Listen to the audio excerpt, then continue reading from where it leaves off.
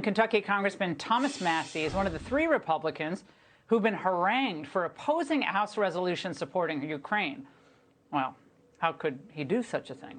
Well, of course, it turns out the congressman's reasons for voting against this bill were not only valid, but left us asking why more Republicans didn't oppose it.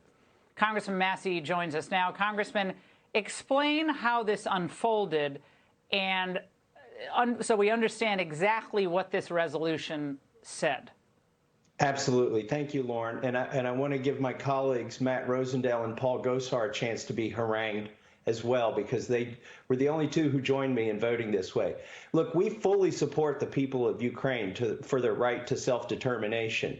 And that was basically the title of this resolution. But this resolution ended up to be 7 pages, and I think it runs the risk of escalating the conflict in Ukraine and drawing the United States into it. For instance, it guarantees that we will have defensive security assistance to Ukrainians. What does that term mean? It's so broad that it could mean boots on the ground, or some of my colleagues in the House and the Senate have already called for a no-fly zone. Can you imagine that? That the U.S. would be engaging Russian MiGs and shooting them down to impose a no-fly zone? We shouldn't be playing chicken with the nuclear power, and we certainly shouldn't be shooting down jets that they have. It also expands the U.S. commitment to Belarus. It condemns the leader of Belarus and implies that we should overthrow him. Can we get through the situation in Ukraine before we expand the conflict to Belarus? I would hope so. And then finally, it calls for crippling sanctions on Russia. Now, look, the sanctions that we have now, I agree with your previous guests on this, they're really not going to affect Russia that much. But if we have crippling sanctions on Russia, number one, you run the risk of alienating those protesters who are pushing against Putin if we end up starving them out. And number two, you think inflation is bad now and hurting the poor in the United States. Wait till you see what happens when we no longer bring in fertilizer and fuel.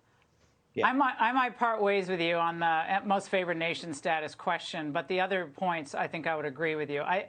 I mean, I don't know. I mean, Reagan didn't trade with Russia. OK, I lived in the Soviet Union as a student. We couldn't get any American goods. They were hungry for them. OK, China gets all the benefits of America's trade to undermine us 24/7 and to do everything that China does to support Russia. So, I mean, so I don't know about that. I think, yeah, everything's a risk in the game of life, I guess. But I want to read something that Lindsey Graham tweeted earlier today. That I mentioned briefly to Newt Gingrich. Is there a Brutus in Russia? Is there a more successful Colonel Stauffenberg in the Russian military? The only way this ends is for somebody in Russia to take this guy out. You would be doing your country and the world a great service. Sent that out just a short while ago. Your reaction to that tonight? I think it's insane. Did he suggest that it should be a secret plot and tweet that as well? I mean, look, our goal here should be to de-escalate the conflict between Russia and the United States here and resolve what's going on in Ukraine, hopefully to the benefit of the Ukrainian people as soon as possible, without dragging American troops into this or without wasting our dollars over there. Congressman Massie, it's an important conversation to have. And we appreciate the fact that you joined us tonight. Now,